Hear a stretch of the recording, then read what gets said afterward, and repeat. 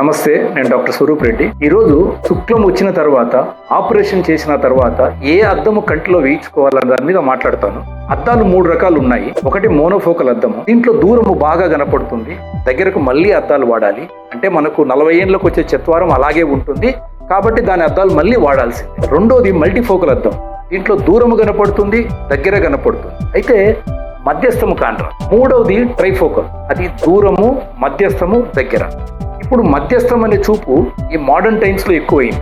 ఎలా అంటే మన ల్యాప్టాప్, కంప్యూటరు ఇవన్నీ కూడా ఇంటర్మీడియట్ డిస్టెన్స్ అంటాం. ఈ ఇంటర్మీడియట్ డిస్టెన్స్లో మనకు కనపడాలి అద్దాలు లేకుండా అంటే ట్రైఫోకల్ అద్దం వేయించుకోవాలి. ఈ రోజుకు సైంటిఫిక్గా టెక్నాలజీ ఎక్కువ ఉండే అద్దం ఏదన్నా ఉంది అంటే అది ట్రైఫోకల్ అద్దం. ఈ అద్దం వేయించుకున్న వాళ్ళకు 2 కళ్ళల్లో 95% అద్దాలు లేకుండా దూరము, మధ్యస్థము, దగ్గర చూపు ఉంటుంది. Thank you.